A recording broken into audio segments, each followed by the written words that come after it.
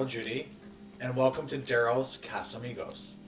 I want to do a vlog, and I wanted to title it that was referential to me, and also my friends and housing. And so I'm going to be interviewing friends and people who I think have something to give and something that means something in my life and that you would enjoy and learn.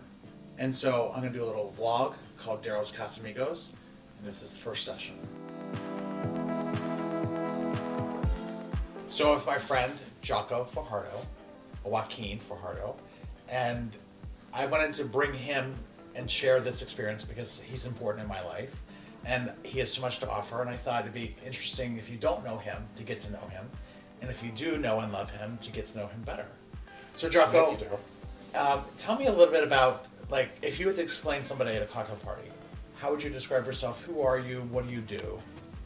So it's a great question because, you are fortunate, as I have been, to have a lot of different avenues of interest. Myself starting in culinary arts. But even outside of food, there was a deep interest to entertain that came at me early on in high school.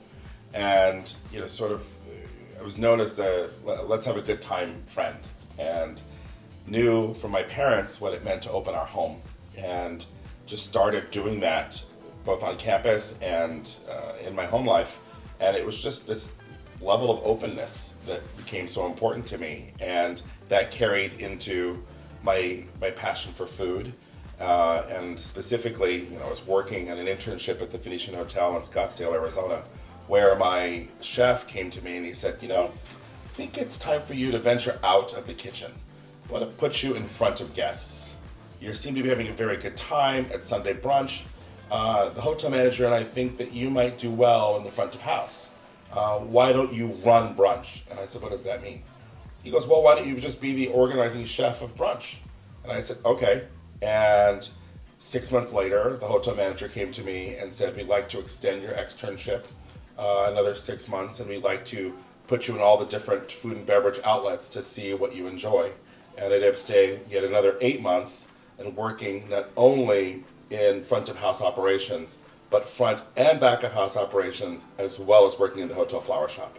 So all three of those avenues became intersectional in my hospitality experience, where I was literally using my hands on a daily basis, as in cooking and in beautiful presentations in the flower shop, as well as being in the front among guests. And there was no greater fulfillment.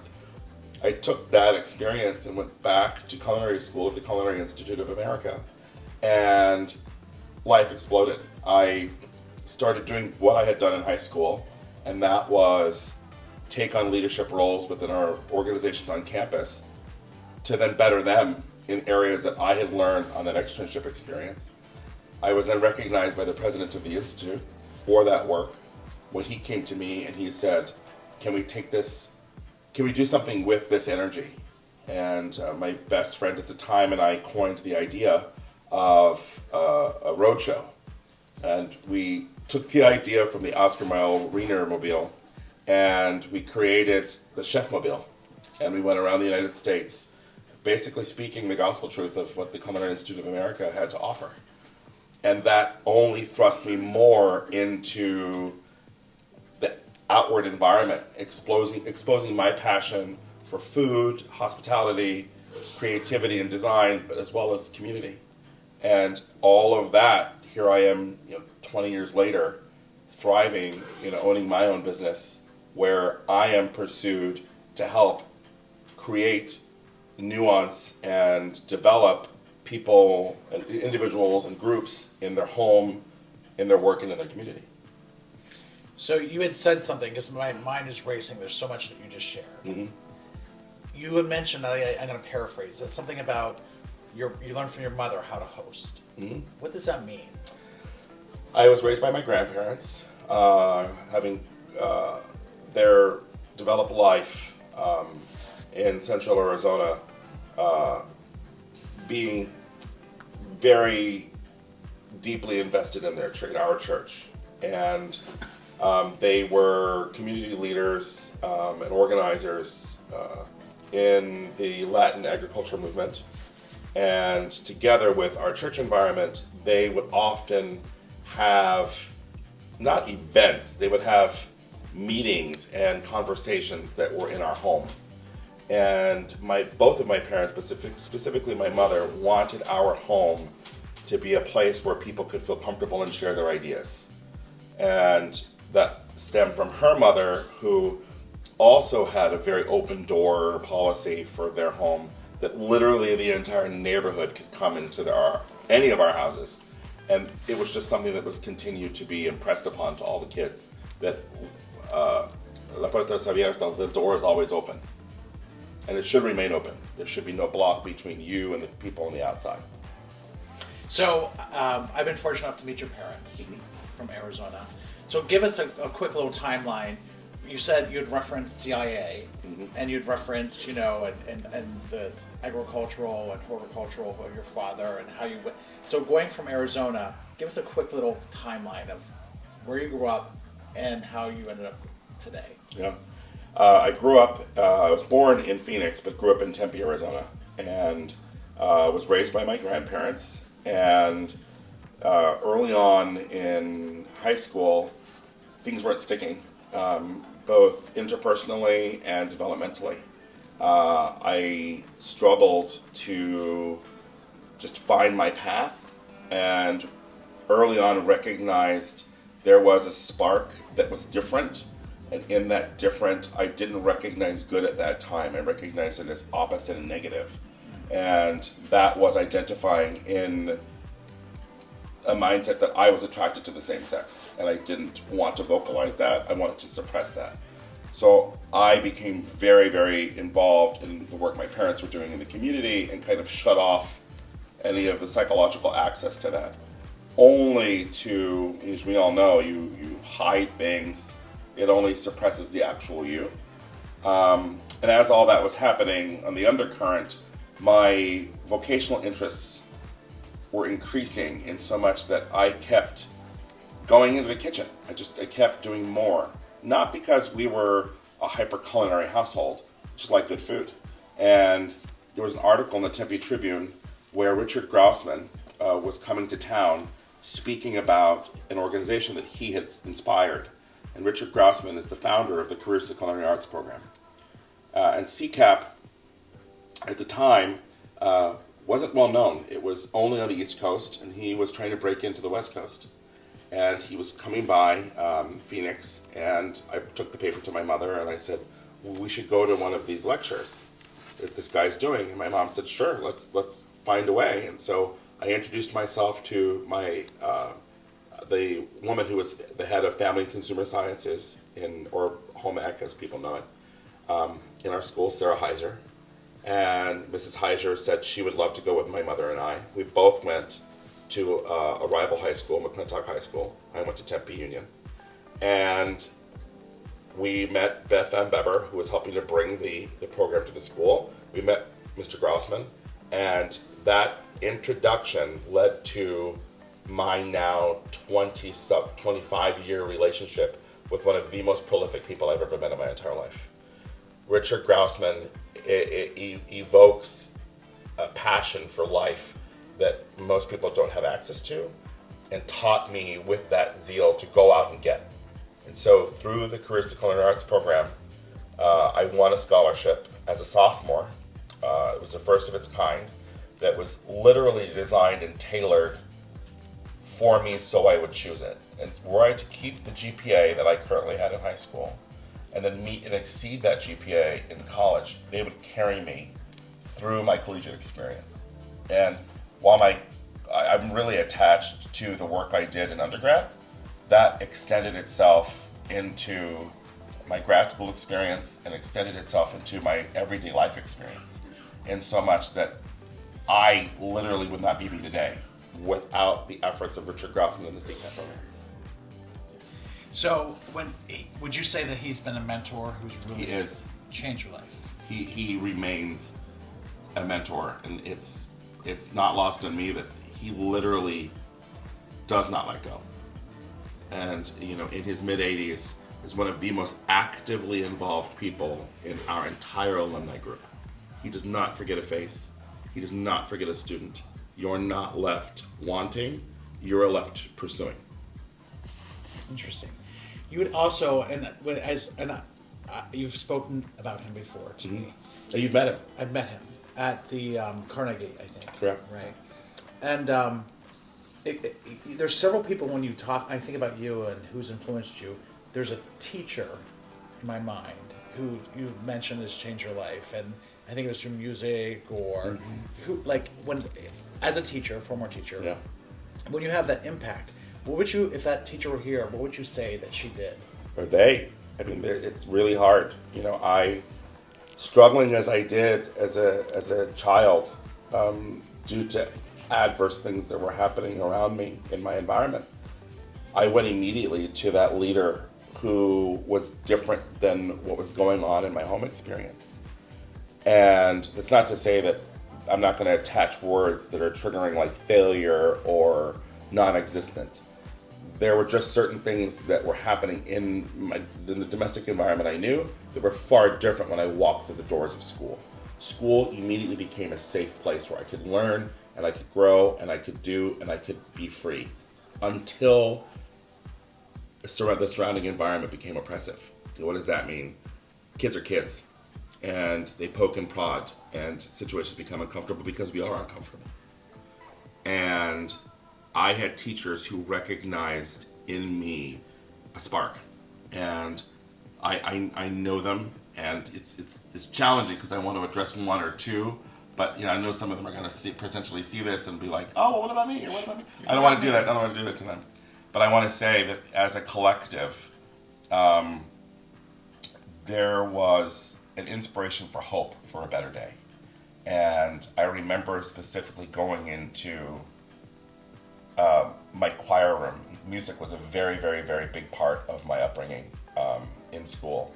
And this is now in high school. And there was a sign that was above the chalkboard, which read, "You're the beauty I see in the world." And it's the little things, right? It's that moment. It's the reward of the Jelly Belly bean in 4th grade for reading a book and reading it well, not just reading the book, and could you articulate it out loud? And, I'm specifically, when you ask these questions, my mind is racing through moments where, a teacher like Diana Charles says, you need to come and join forensics. You need to do it today. You need to use that voice for good. And it was literally her scolding me for shouting too loud in the hallway. But she took my booming voice and she put it for good. And then academic decathlon helped define my path and get me out of the frustrating environment that I was at in high school and used that somewhat negative energy in a good way. And then it led me to student government. It led me to be better in theater. It led me to do better in life. And I look at where I am today as a result of those potentially negative moments that would have become increasingly negative if the teacher hadn't captured them in the moment. So my mind is racing all over. And in my mind I think, well, I'm going to ask Jocko different questions and get so other people can share, and I can't stay on track. Because there's something you were talking about, the teaching and the moments and the children, and you didn't feel comfortable and you didn't feel safe, and so you kind of withdrew a bit, and that's how you put yourself into your family and how that changed your life. So I'm going to skip really far advanced and we'll come back, but I don't want to forget, this is so important. You do a lot of work for youth. Can you talk about the work that you do and what it means to you and why you do it? In 2003, I went to an event in town. It was a breakfast where a couple of friends said, hey, let's go to this thing. It sounds like a cool thing that people are doing to support these kids getting off the street and getting an education. And it was those little block moments. It's 2003. I'm asked to spend $95 for a breakfast. I think that's part of my Pearl budget. Like, I've got to buy shampoo and conditioner in the same bottle here, okay? And $95, what about the weekend, And So you got to pay for cocktails. Yeah, it's just a whole how's that going to disturb my life? And I know what it means to be, community-minded and involved. It was just one of those things I just wasn't in that ring at that time. I went to the brunch, and the brunch was the Smile brunch, Smile breakfast, excuse me. And what is Smile? Smile now means, in our new identification, supporting and mentoring youth in leadership. And what Smile does is some of the most impactful inner city work in the United States of America. In our programming, and I say our programming because from 2003 to today, I've grown in leadership within the organization to now have a seat on the board, and I ostensibly have planned a significant amount of the brunches that we've now evolved the breakfast to be. But I don't want to lose sight of the 2003 moment when I'm in that room and this powerful conversation was being had by youth for youth. These kids literally were discussing how their lives have changed, not dispassionately, almost as impassionate as I'm talking to you about Mr. Grossman. This was what Smile is doing for these kids. It's a third home, and in child development, a third place is crucial. It's not home, it's not school. It's a middle point. And it's where they can be themselves, and they can thrive, and they can ask questions, and they can be vulnerable, they can be awkward, they can be brave. And in the kind embrace that Smile offers, these youth flourish.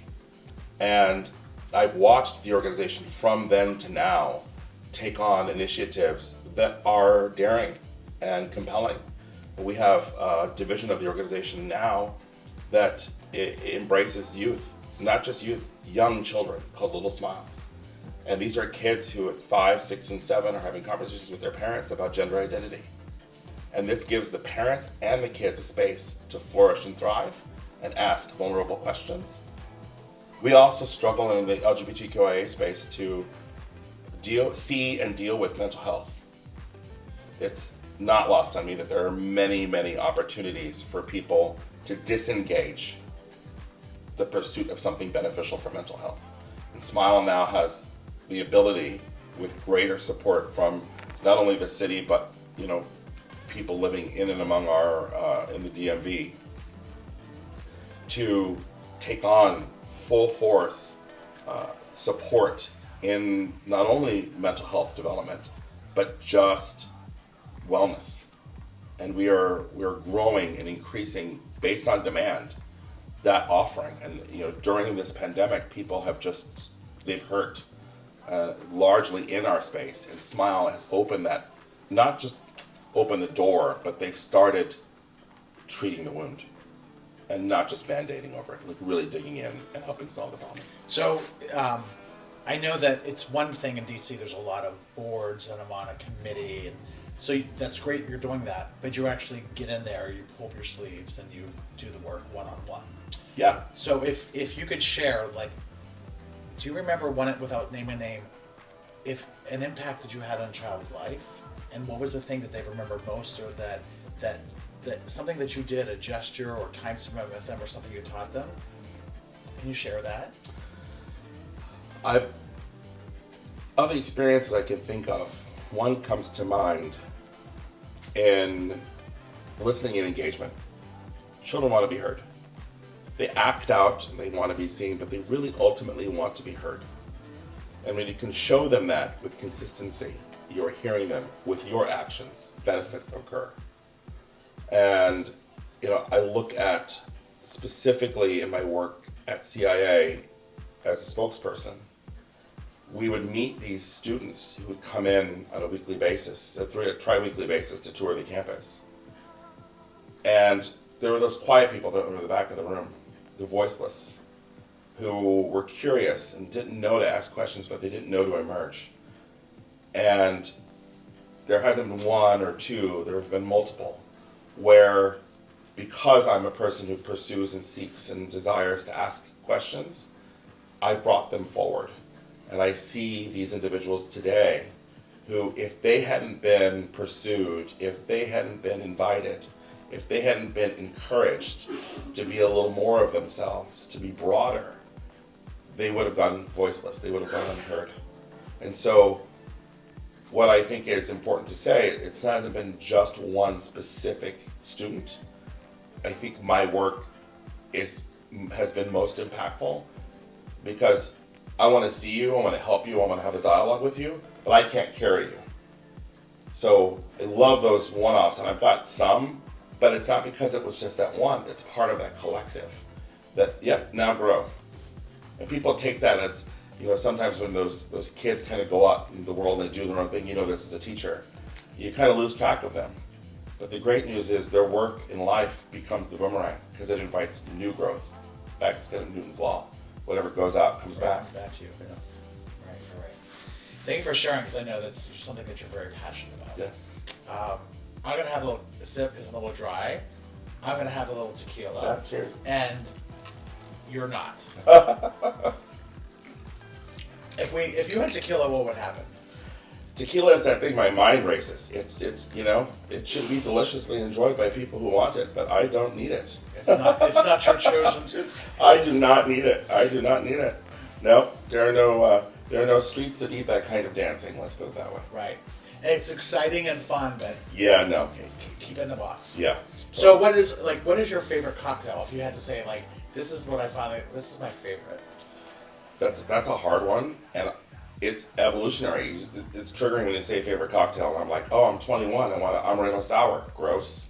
I'm not gonna have that ever again. But it's evolved over the years to be all the different spirits, and being in food, being in catering, you're always coming up with new and emerging drinks, and some are frozen, some are not. And I am a purist when it comes to what I stick with now. And, Rose Kennedy is where it's at. It's an easy, breezy, no-brainer. A little cranberry vodka and soda, and you're on your way. Keep it simple. Yeah. So you went to CIA, Culinary Institute of America, and had paid scholarship, right? And then from there, you spoke about you went to hotel, did hotel work, and you did florals. Flyby of Cornell. Right. But then that transitioned into other careers. If I had to say, what is it you do? I mean, God, you have so many different life experiences, and telling Mr. Ripley in terms of I've done this, I've done that, I've done this, I've done this. Where'd you go afterwards? What other fun, exciting things have you done? Because you've lived many lives. It fell in my lap, an opportunity to go to Butler School. And when I was working in Las Vegas, the large reason to go and take that job was to have the hotel, it was the Mirage Hotel, cover my Butler schooling. And to have that as a part of a skill set is, who gets that? And they spent a lot of money and it took a lot of time. But it wasn't night and day. It was eventual that I could not be in that role.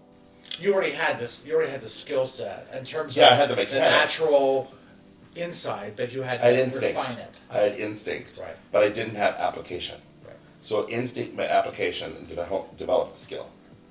And then the skill is insurmountable and unwavering. I am that person. And I dedicate a lot of that to my 4 seasons training.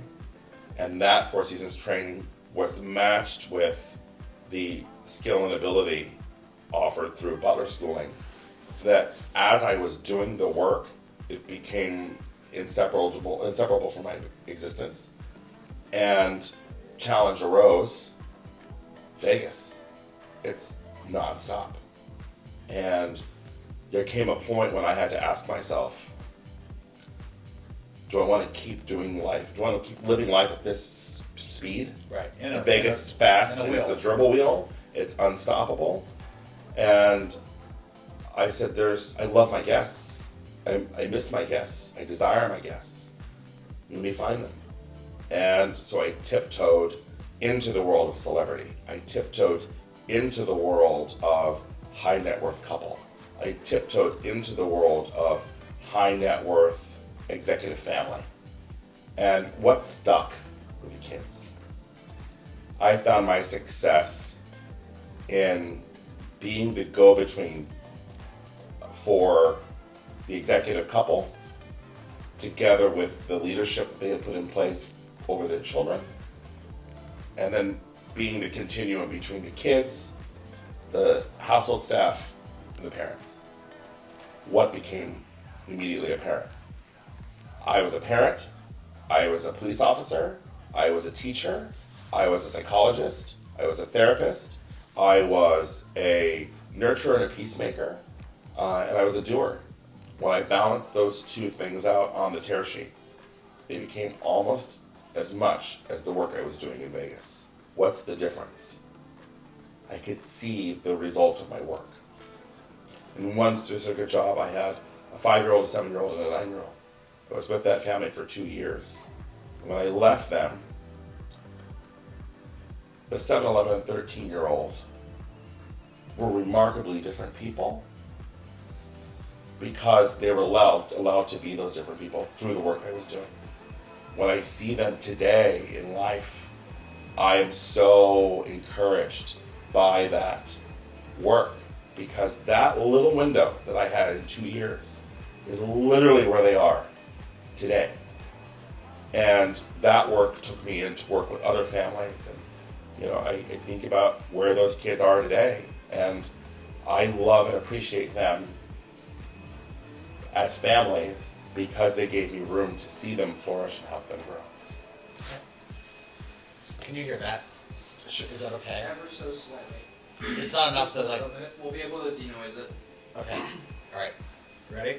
3, 2, 1. Go. So we're actually in a home of very good friends of ours, who is also a client, and is also a client of yours. Yep. And so I've seen how you do the work in the home, and how you make something special. And the place where we're at, we've done several events. Yep. And what is it when you're doing your work, whether it's a full-time job or you're doing an event planning situation? Explain how you can take something and make it more personal. Like, how can you take an event instead of just, well, anyone can do flowers, anyone can do. Is there a time you can think of where you showed that person you really cared for them, or that you get who they are, or you're creating experiences for them, and not just for anyone? Yeah. So in this residence in particular, I love every piece and know the provenance of all the things in this particular location. There is a very special box, where in this box is a crystal vase. And this box, for one of the couple, is very, very, very special. And he had mentioned to me numerous times how lovely this is, and wouldn't it be special if we thought about something sometime, we need to put it in there, or an arrangement in there.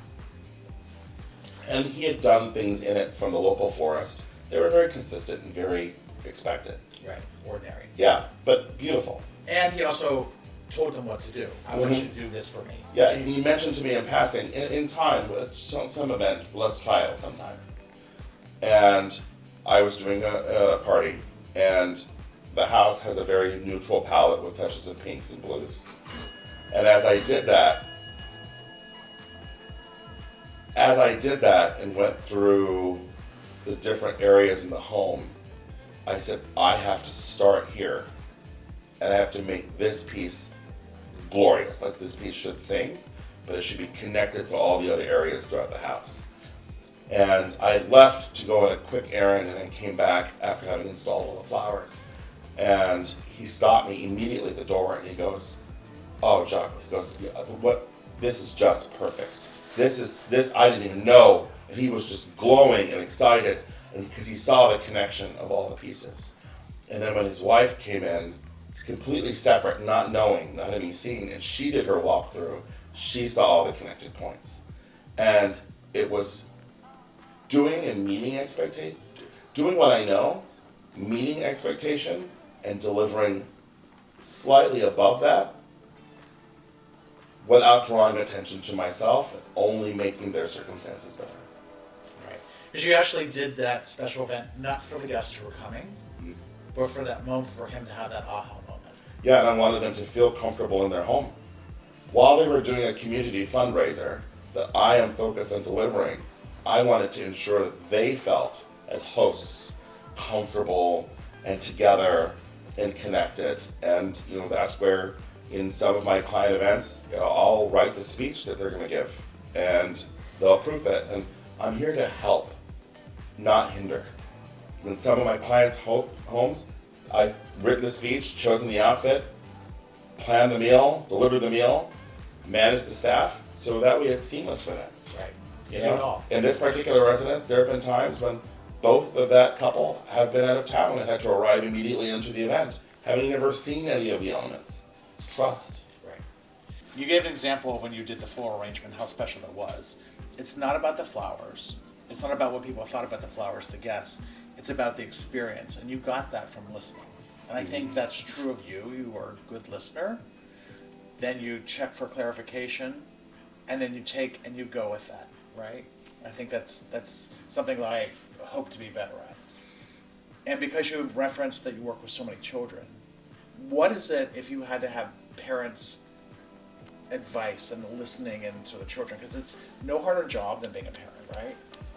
After all the experience you've had, what is it that you'd share about your experiences with parents? Because we don't realize when parents are like 25, 30, they don't know what they're doing. You've done this for years, worked with so many. Like, what advice could you give a parent? Find the blessings. We react instead of respond so easily because a child would do that which we won't. I would never take a marker to a wall. I would never go into that cabinet and pull out a glass, let alone drop it. What were you thinking? Is an impactful thing that a parent can release onto a child. Instead of the stop, pause, and effect of what's happening with you. And the oh my goodness response versus the what did you do? Finding the blessings in those little moments are incidental in the moment, but meaningful in the long term. In that there are there's no roadmap, first of all, and there are little offshoot paths that go along that unscripted journey. Finding the blessings in the moments where a child is completely vulnerable and unadulterated and just in themselves, why seek it as a mistake? Use it as a moment. Anyone who knows you have addiction might be strong, but a high propensity to wear brooches. Yeah. I mean, I'm approachable. You're approachable, right? And so you have on one today. Mm-hmm. So where did the love of brooches come? Like anyone who knows brooches, and then when they get to know you, people gift you brooches, and not just going to a store, but like, this was my mother's, this one my grandmother, this was on my father. So where did this come from? Because people are like, where's this brooch thing? It came from my college roommate and lifelong friend, Stephen, and I love Madeline Albright. We were kids of the 90s. Oh, Madeline. And we just thought she was just this spitfire, amazing human being who took life and ran with it. And she showed up at every obstacle with witness, agency, and thoughtfulness. And as I came to learn more about her, one thing that stuck with me was on frequent occasion in her wearing her very signature brooches. Right. It wasn't lost on purpose. She thoughtfully put these pieces on. And it was an armament, but it was the thing that invited her into the conversation. And so I tiptoed down that path and I started wearing a few of them. And I would selectively put them into an ensemble and wear them and watch people's reactions as I entered into a conversation. And it was a fast way for somebody to immediately catch your eye. And we all know that it's important when you greet someone, you should look them in the eye. Right. But while I'm looking, sometimes people don't look back at you. Well, sometimes they're looking. Right? Sometimes, yeah. And if anybody really knows me, they know that I'm the look-up person. Right. And that's a fast way for somebody to maintain and connect with you. And it's a story. It's an immediate story that's slightly different from the temper of the room. And in our city, Washington, D.C., it's often the conversation, what do you do for a living? Right, for sure. Every time. And I've changed that dialogue for myself. My question almost always is, where did you find that? It's a completely different way to introduce yourself. And it shows point of interest, and it brightens a conversation. And so, Dr. King said not to live your life in vain. And instead of being the threshold of vanity, which we can do with all the fashions and festivity, goodness knows I like a good costume. A few costumes. I like to know that a statement piece can help invite a statement conversation. So, Joaquin, I love that brooch. Yeah. What's the story behind that brooch? So, I have to give a shameless plug and speak about the Parisian Flea and Andrew Boucher. Andrew Boucher is the owner of the Parisian Flea in Hamden in Baltimore. And years ago, my friend Mike and I were at brunch, and we went down 36th Street. Mike happens to be from Baltimore. And we looked in the window of this store, and there was this beautiful sundial piece that was all these awesome Technicolors. And we went into the store. I had no idea that the Technicolors in this piece were the shop owner. Andrew is one of the most colorful, bright, luminous individuals I've ever met. And he has completely helped me check in to my addiction, which is, festive, vintage costumery. And when there are wonderful showpieces that he finds, he'll send them to me. And I do like a modernist piece. So both the bracelet I have and the brooch I'm wearing are both from his store, as are many of my pieces. Yeah. This one happens to Harold from the early 1960s. It's beautiful. Beautiful. So, and it's interesting how you said that, because I never really thought about that, because I've met Madeline Albright, and she's a book out, right? And then all about the brooches, and like I want to say that she wore this big eagle, huge eagle, when she met with Russia, right? She always had purpose behind it. And I just think it's interesting. I never really thought, I'm like, oh, he just loves brooches, and I never asked you about it. And you're right. When you talk about that, it opens up a story about something else. And that may be a good tip if you live in DC and said, what do you do? Where'd you find that? Tell me about your, whatever. We in life, Daryl, don't ask the questions. We don't invite curiosity and conversation. We offer expectation. And I find that a very expectant thing of people like, what do you do? And it's going to go right to, how can I connect with you? Right. And that's not, I don't need to have that connection with you. I just don't. I'd rather get to know you. And a part of that for me is not saying, in some cases, where are you at or what's going on, but what happened to you? And a huge part of one's everyday life is as a result of what's happening in their everyday life. We don't know, especially co-pandemically, everybody is dealing with something. Oh my God, it's not true. So why not have a little bit of uplift and curiosity in the conversation? So I was doing some interviews for a different video. I was asked this question, and I'm like, should I ask this question on Jocko? But I'm going to ask it. And Sure. I already know the answer, but I want to share it if you're willing. Have you ever had a near-death experience or something dramatic that's happened to you that's impacted your life and changed how you live, what you do, where you are? In 2005, I would have qualified myself as the leader of the dance floor. I Literally. love a very good competition and would take on any form of dance in the competitive form. You want to talk about street dance? Ready. Ballet? Ready. Funk? Ready. All of it. Soul Train and I had an emotional commitment where I would learn every single one of those dances and master it. I woke up in early October of 2006, was sneezing, and I went to reach for a Kleenex, and in bed, I could not feel I knew where my hand was and my arm was. I couldn't move it. And when I went to jostle myself, I realized I had no physical connection to 90% of my body. I could move my head, but I couldn't move my body. In the morning, you went to bed. It's 5:30 in the morning. Everything's great. when I you go to see bed. all these things. It's a very active photo in my mind. Right. Right? And you went to bed if it's fine. Fine. The next morning you wake up and it's just whatever. And I have an oh my God moment. And everything is, and I have seconds of a check-in. Everything is working in my mind. I know where I am. I know what my name is. I say all these things out loud. I say my name. I say my birth date. I say my street address, my upbringing. I'm doing this very quickly. And I'm like, okay, you're with it. And my heart's not racing. I'm fluid. I just can't, I feel like I'm floating in this bed. And I'm like I wasn't. And then I go through the actions of what had happened to me the night before. I didn't come in contact with anybody. I was doing inventory. I was by myself. And then this is all within seconds. And I'm like, I have to call 911. Mine's And racing. my flip phone is next to my bed on the nightstand. And there's no way for me to I can't move my body.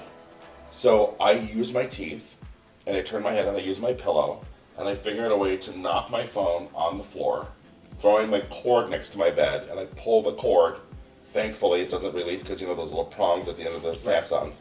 That pulls the phone into my bed. I open the flip phone with my teeth, and I dial with my nose 911. I don't even know how long that took. I'm speaking to this person because now I'm freaking out. Right. Well, you can't. I'm not getting any better. Right. I'm like, maybe just a moment. No, I'm not getting any better. And in enough time, the paramedics arrive. They bust down my door. Can't open it. And they come in, and as they start moving me and jostling me, it's a little... It's a little bit of a... Synapse. I can feel a little bit of whatever you want to get. Yeah. But still nothing. And I'm just like immovable in this thing. And so they put me onto the gurney, and they put me into the ambulance, take me to the hospital, and they start doing all this workup. By now, I can feel my feet. Okay. And I can feel the tingling in my hands. And immediately I go to, I'm gonna be fine. Like everything's great. Don't bother my mother. They're in another state. Let's not have that conversation. Everything is fine. Like, it'll work and stuff out. My own internal WebMD. Right. Trying to manage it. Yeah. I have to go to work. Right. I'm already behind. Did somebody please call I want them to call my job before they call my parents. Right. And there was no rooted solution. It never became a solution. It just became pass me on to another doctor. And from October of 2006 to March of 2007, I came in contact with 28 medical professionals. Trying to find what had happened. Mm-hmm. And it was rather inconclusive. But from when that happened and you're doing the flip phone, you could feel some feeling. Like, what were you physically like? I was carrying 4 cinder blocks on both of my feet. So much so that they were like, it's better for you to be in a wheelchair. So I was. And all the systems are racing. We won't go to where I was professionally, what was happening to me developmentally, personally. All of that, it was just complicated. Right. Complex. I'm living in the West Coast at the time, and I fly back and see a friend of mine who says, you should really meet my friend Dr. Ronnie Hirschfeld. I think she would be very helpful to you.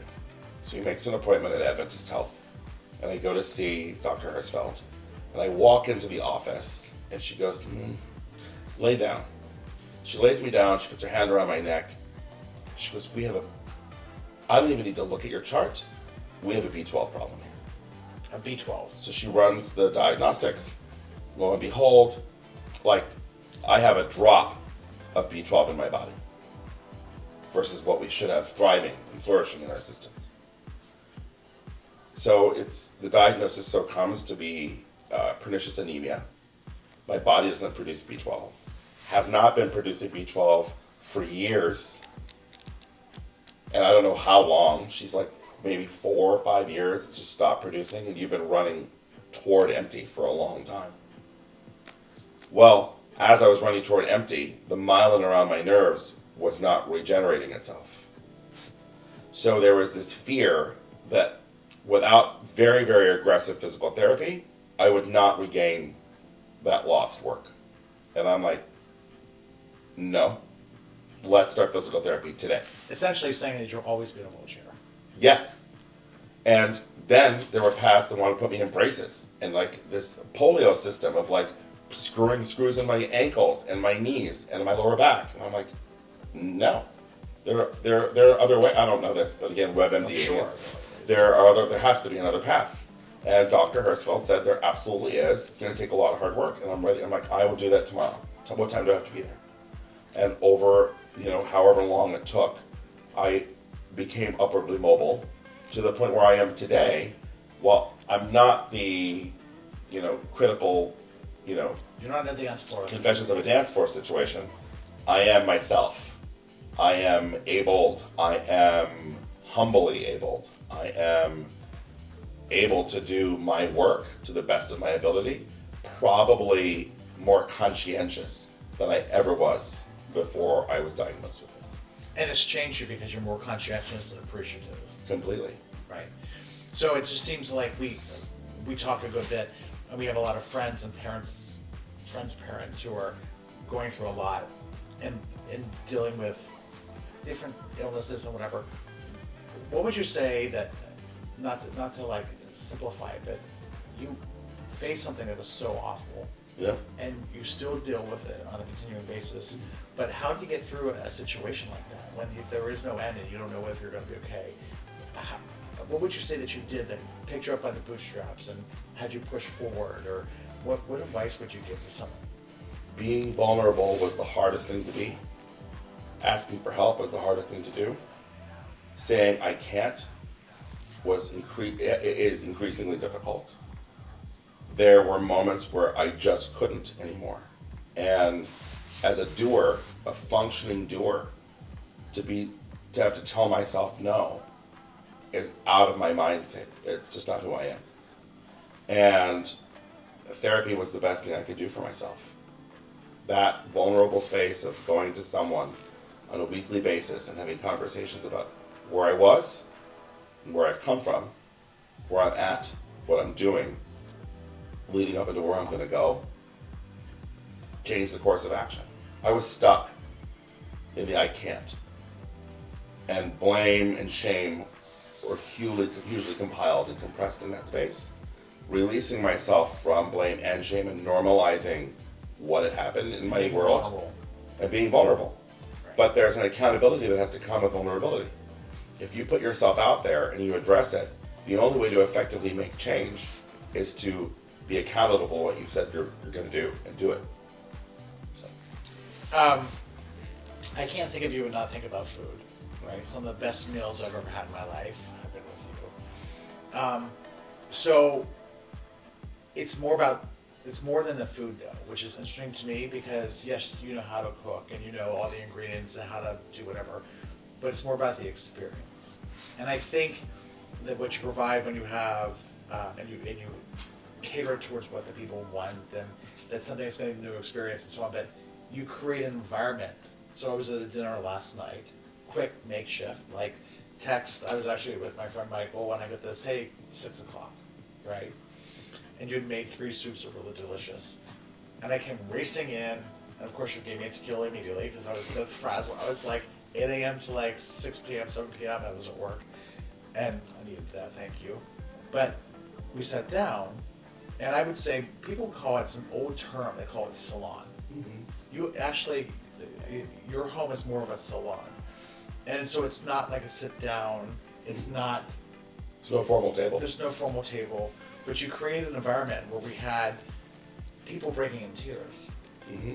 right? And so can you tell me, I don't know if there's a recipe for this, but it just, how you create How do I those make people moments. cry? Yeah, how those moments of safety. It was just Yeah. like, and I was just having this conversation with our certain friend, a mutual friend of ours, and she was like, I'm in a bad place. I'm like, ugh. And so we were like on a sidebar, and then across the way, 5 minutes, there was another individual who spoke, and then it just was tears back and forth, right? How do you create that environment? What is it that there's a sense of home that you bring that I can't describe? And enoughness is what I seek when I put evenings together. Any event, not even a time of day. The night prior, I had a couple of friends, also impromptu, stop by. One of whom I hadn't met yet. And it's that generosity of purpose that anybody coming into my home, I should feel friendly and connected to when they leave. I might not know you, but I hope that we can continue. By the experiences offered in my space, may you be all that you are, because if you come in here, you should be enough. You should have enough wine, experience, comfort, so that way when you leave, that feeling of enoughness should no longer, if it ever did, weigh you down. You should feel uplifted and carried, and we should feel connected as friends. And this individual the night before, it was immediately recognizable that she was dealing with something. Something was an anvil in her life. And I put it right there on the table within 10 minutes of her being there. And we could have talked about a lot of lofty things. We got right to the subject matter, and we didn't let go for a good solid 2 hours. And midway through, she stops the conversation into her own tears, and she's shaking, holding her phone. She's like, I just need you to put your number in my phone because I'm going to forget to ask, but we're going to have to, I just can't not know you. And that's when I said, we're there. This evening is enough. She's now where she wants to be. And that's when some people in my life used to say, you really control your events. Like, you really need to stop at the control. And I'll give you the example. I don't like seating couples next to each other at a dinner table. Right. I like hopscotch, grab bag. Right, for sure. It's my home, I'm my table, I get to make the so rules. I get to make the rules. And there was a couple that really did not like that I did that. And I politely said in return, maybe you should look at why that's uncomfortable to you. I didn't take responsibility for their emotions. I invited them to think about their emotions a little bit. I didn't apologize for what I did. I wasn't going to. I still stand by it. I still do it. But perhaps look at it's not my discomfort, it's yours. And I can't own that. But what I can do, I can create. And so part of me offering the witness of coming into my room, in that space, my living and dining room, it's to be with me and let you know that I'll carry you here because I have enough.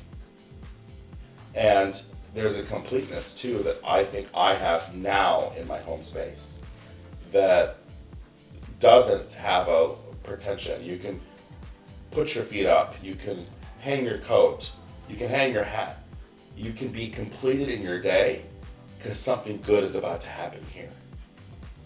Whatever happened out there is out there, but let's not carry out there in here. Right.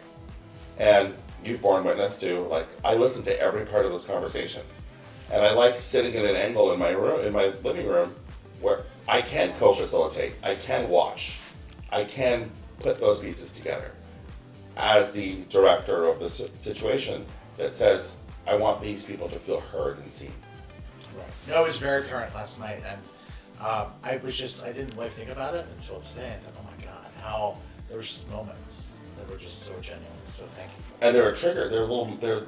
We could have gone all the way down that, Right. right? And the 2 nights prior, I was at another person's table, not my responsibility to be a director, Oh, right. but my responsibility to be available to co-facilitate. And you have to ask yourself, where's my responsibility? Who am I accountable to?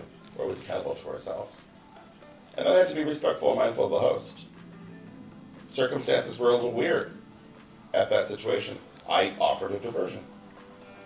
Right. Took it aside, not create a thing. Yeah. So you talk about how you make your house a home, Mhm. right? And you create a safe space and very welcoming in every sense of the word. If you could create, and you will, what is your next stop? Like, what is it that you're looking forward to? What is it that's going to be the next chapter in your life? I've mentioned a couple of times where I see the world today in and among this thing called a pandemic. When would I ever think that I would ever know how to use that word in my life as I live? I read today that we see an increasing number of developing cases in and around the world. It's still there. 2,300 people are dying a day in the country. We don't want to think about it. We want to have our cocktails, have our dinners. We want to move on. But it's hard to move on without being with.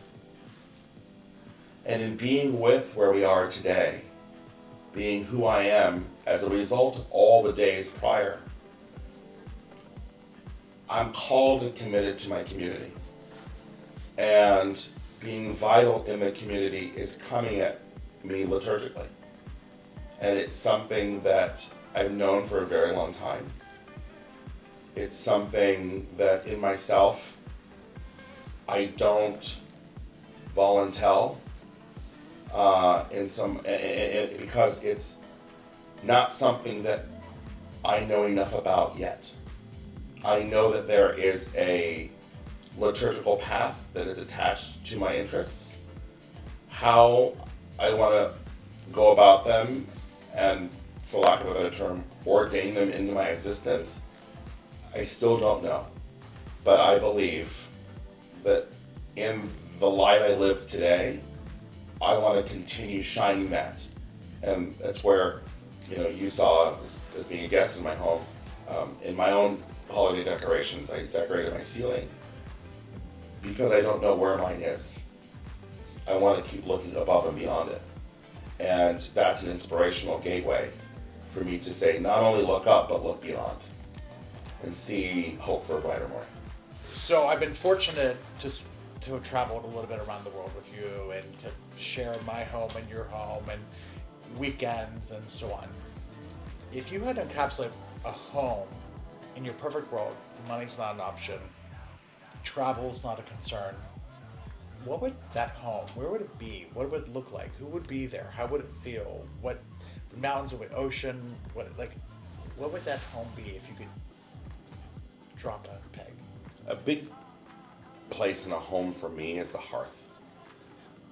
And, I fully want to say, I understand and growing increasingly knowledgeable about what it means to affect our global existence with my own carbon footprint. But I gotta be honest, I love a fireplace. And a component for me in developing that hearth is that dwelling in that living room in that common area. And I'm an indoor-outdoor person. Coming from the West, I have a strong appreciation for the outdoors.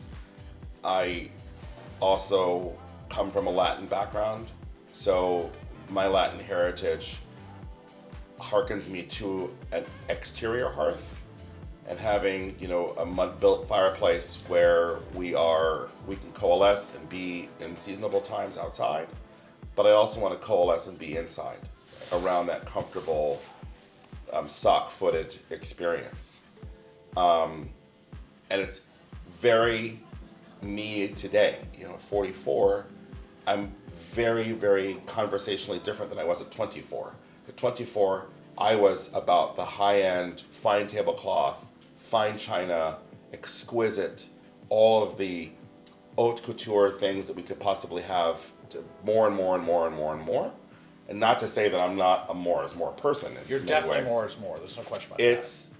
It's what does it mean when you're residential? Right. When you're in a home, and it's to really put your feet down and check in. And I was taught by an advisor many years ago, because of the amount of work we do in the food business and the hospitality business, on our feet, buy good shoes. Okay? Get a great bed. Spend money in your bathroom. These are places that you're not going to want to forget about because you're going to need to rely on them as vehicles for your existence. And when I think about a home being a vehicle for my existence, I want to be able to host easily, elementally, without challenge, and be in the moment.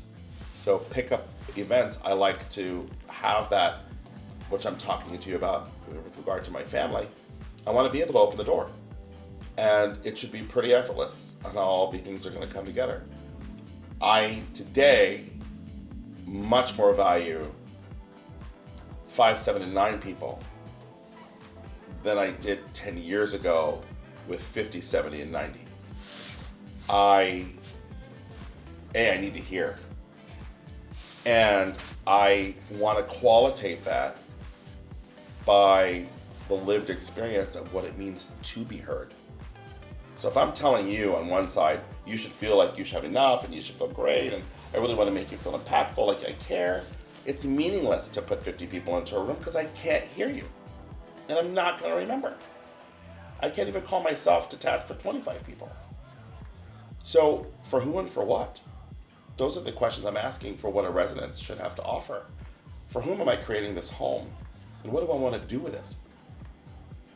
While I want to talk about it being on the cliffside of Positano, or I want to be on a street in Portugal, yeah, internationally it sounds amazing. I would be completely dishonest if I said I don't absolutely see a possibility of an apartment in Israel. My connection to the Jewish people and the lives of these folks is so deeply invested that I love a Friday night dinner and what it means to corral people around a Shabbat table. That can happen anywhere. I don't have to do that there. But to have access to the food and the livelihood and Rothschild Street in Tel Aviv, who doesn't want that livelihood? So I see my life, specifically as I talk about a liturgical calling, being anywhere. And hopefully one day somewhere with someone. So it's interesting because I was expecting when I asked these questions, I want to be in Positano, or I would like to be on Amalfi Coast, or I'd like to be in the mountains.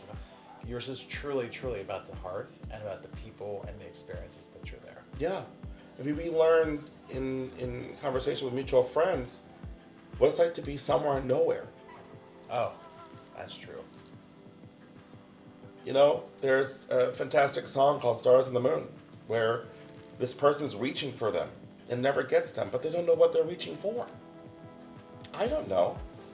And saying I don't know is better than saying I know. Right? It's Right. easy to have the conversation about being right. And I want to be right with you and say like, oh, this is the perfect place for me. Right. But what about getting it right? What about the neighborhood? What about you could have the right house in the wrong street. Right? For sure. You could be the best person among the worst people. That is And a good analogy. those are like, for what? You know, who do I want to be in the best environment that makes me feel the best? And not because of the expectation of what those best people desire when they come through my door. Right. Right? Talking about home, you give me a very big gift where I purchased this house down this dirt road into the woods, right? And it is a wonderful house, and it was great, but I wanted to... Let's be clear. I didn't give you your house. You didn't give me a house. That would have been great, right? Yeah, it wasn't my Oprah No. reveal. I did No, not no, do no. that. Yeah. You don't get a house. And You don't get a house. Yeah. No. No. It's not that. It's that. So I bought this house, and I really want to buy it for my friends and my family. And I had this consternation, like, how do I do the house? What am I gonna do? And how am I gonna, like, I was in a panic, and I'm like, I have to get help and whatever. And you said, you got this. Like, you can do this. Yeah. Like, you do it for everyone else. All your clients, you redesign all the houses. You figure it out. You know the scale. You know, you got this. Mm-hmm. Do this, right? And so that's a gift to be able to have this insight. And I wish I had more of that insight. What is it in terms of insight? If people didn't know about you, what is it that you wish people knew about you? Because you're pretty out there. You're very vocal. You're very social, right? Mm-hmm. You're very intent and you're relationship oriented. But maybe there's a guard, or what is a thing that you wish people knew? Or maybe they do, but you wish everyone kind of knew. Jocko is, or Jocko needs, or Jocko wants, or I am Jocko because. What is that thing? I think that thing, to give you the most direct answer possible is that I'm a heart carrier. And there are sometimes perceived fleeting moments that really stick with me. And as a dutiful listener, I oftentimes carry that experience way too hard on me. And as much as I'd like there to be purposeful intent and let it move on, it sometimes stays with me for a lot longer than I need to carry it. Okay. That's interesting because I wouldn't have thought that as much, because I just think that you just give good advice and it rolls off, but it kind of weighs on you a bit. Yeah, and in many cases, very, very heavily. And I've learned this, Daryl, about myself, that I have to remove myself. You laughed the other day when I said that, I put do not disturb on my phone and I'm not going to respond until a certain time. Well, 10 a.m. So yeah, but I have chosen to give myself time in the morning to process how I feel, to process where I'm going with what my day has to offer, because my output is so big. And I'm expected to, when I show up at a client's house, be a lot of different people. And I found myself getting emotionally and physically depleted because I didn't overshoot. I just did what I do.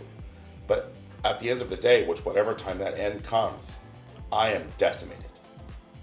And and then I'm sitting with myself, but I'm not even with myself yet. I haven't processed it. And it turns into this thing of like, do and do and do and do and do and do and do. And then when you get to the end of that, it's another drummer wheel all over again. Right. I'm like, I'm in control of that wheel. I am manifesting the destiny that I desire by the work I am doing today. And the work I am doing today, while it's important financially to have output, it's also important to have input. And I've got to give myself time to process what just happened. And that comes into saying to a lot of clients, to all of them, I'll get back to you. That's a gift. I'll get back to you. Don't need to respond. Right. Well, I'll get back to you as a response. Right, but you don't need to get back with an answer right away. Fill in the blanks. The world needs a little less and a little more. The world needs a little less anger and a little more empathy. I'm interested, and you had referenced this, and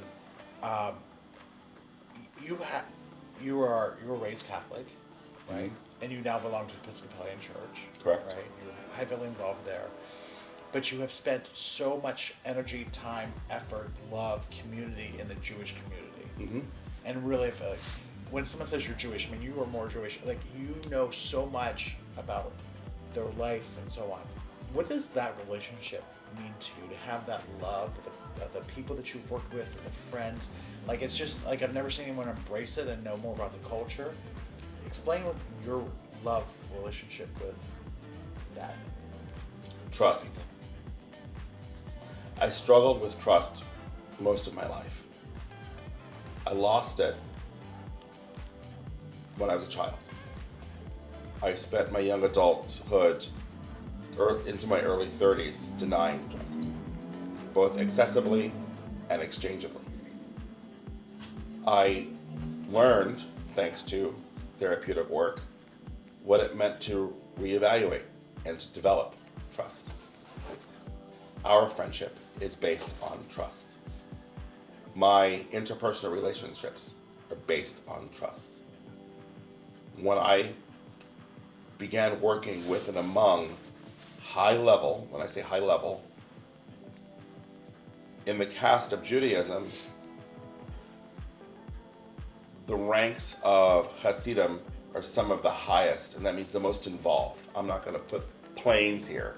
I'm going to say most embraced of Torah value and belief. When you get to that level, you can't really sort of go beyond that. To know that I have trust amongst a broad group of individuals who identify within the comfortable, cozy rings of really jubilant Judaism, and that's in the Reformed Jewish space, some in the Zionist space. I have a lot of great times and a lot of developed work with that group. The work that is done by more conservative groups, that is done in what is called the Frum community, that's embraced increasingly amongst more observant Jews, in the Frum community and within the Chabad communities. These individuals impressed upon me a trust based on instinct, desire to pursue for good, and an openness to a conversation about what it meant to adhere and learn from the 613 rules and obligations they had by their mitzvahs that are their daily responsibilities. These are individuals who literally have 52 opportunities to have Thanksgiving dinner a week. Their homes are thresholds for good by way of food, not entertainment, food. Every Friday and Saturday. You don't not have Shabbat. Right. You always have. The Sabbath will come. That candle gets lit and the week ends and family is connected. So I think an extension of my existence based on my open door policy comes by way of the open life policy that I've learned through a more orthodox life. And there are rules and there are ways to do things. And to have rabbinim come to me for advice, a rabbi knocks on your door, you answer the door. You listen to the rabbi and you shut the door, coming away a learned person. Right. A rabbi has an offering of learnedness. And it's those teachings and the availability of those teachings that enhanced my will. Then having the trust by their wives, right? Right. So you have that group of people that are looking to do that work on their communities. I'm like, it's all intersectional. It all makes sense. Right. So the trust is super important to you, Huge. right? What's your greatest joy? What brings you the greatest joy? Greatest joy. Ooh, that's a tough one. Because there's lots of great joy. You can get great joy from different areas in life. I think and believe I get great joy when I am among that, it sounds kind of trite, but amongst that which is joyful. So I get great joy out of sitting at a dining table with mutual friends in conversation and deep debate. I get great joy out of walking into that floral cooler and coming up with great ideas. I get great joy when I open my spice cabinet. And that's literally an entire, only because I just organized it, an entire globe of making those soups. And I'm like, where do I want to go? I'll go to Tasmania for that one dish. I'm like, great, I've got all the equipment. Great. Right? So that's joy. And if I'm really gonna be honest, dough. Dough. Oh my god. Oh my God. Holy shit. I mean, come on. Let's be honest. Oh my god. If you haven't had, like, if anyone's watching this and you haven't had Joaquin's bread, I don't even like bread. I mean, it's not even on a thing of mine. I can't get enough of those Toll House rolls.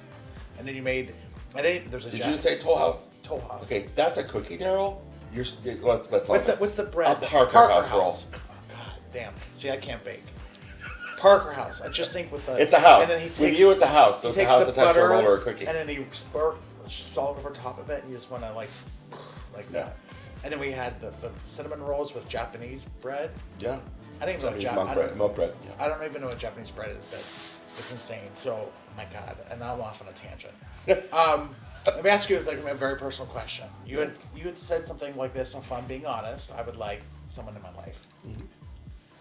So this is not like Bumble or like Tinder or Christian Mingle. Whoa. But if you had to describe Of the three. I don't go down a path of other ones, which we could. Like, who is that individual? No one's perfect, and you have to grow and evolve. But who is it that you would be attracted to? Like, what would they be as a person? I want to start that, and thank you for the question. A lot of people ask me, because of my work with kids, do you want children? And so I want to co-opt that question with, I want to be with someone who desires to be among children. I'm 44, let's be honest. The trajectory of where I am in my existence, I don't know physically or within the scope of health. There's a path that's uncharted. I'm here now with my abilities. I don't know what those abilities are gonna be in 10 years, right? 15, 20. I don't want to throw that onto child rearing. I like saying let's when it comes to kids. And I don't know how much of that I can have with a young child. I know that if I did have kids, I'd have to be a part of a we. Because I don't want to impart that on a child's upbringing. It's a lot. And in so much as the opportunity to be in a relationship, I think relatability is important. And, you know, we can in life say the right things and do the wrong things. We can in life be as we are and invite those who aren't who we are. It's cause and effect, and someone who wants to be part of a cause and recognizes their effect on other people by their existence, and not want for the taking, but want for the doing. And so it's a lot to put on a person. And it's not just having high standards. It's beyond that. It's seeing and identifying someone who lives their life fully and appreciating that so do I. And where I think I am today is that person doesn't geographically have to be in my backyard. We have a world that's about us. Why not lasso it and give opportunity to the world to a fourth person? So I'm going to wrap up because it's getting long. But I want to thank you for your time. Yeah, thank you. It was enlightening to me. There's things I've heard that I didn't even know about, and some things I'm like, oh my god, exactly what I would have said. Isn't that friendship though?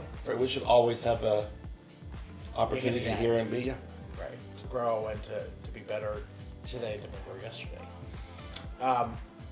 So when the time comes and you've moved on, Am I your alive? epitaph. No, you're dead. Oh, no. I was trying to say, wait, Moved instead on. of saying it like you're dead. Oh. Like, you're not here anymore.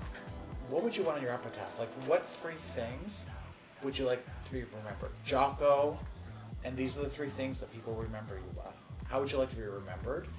Because that's how you're living your life today. Jocko brought more than he took.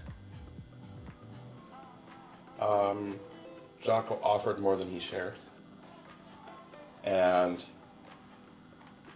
in a space full of things, Jocko provided a space to be. And by the being of that virtuousness, made the world a better place. Thank you. Yeah. Thank you for being. Yeah, thank you. Jocko Fajardo, Joaquin. Let's do a little toast. Cheers. Yeah, it was fun. Cheers.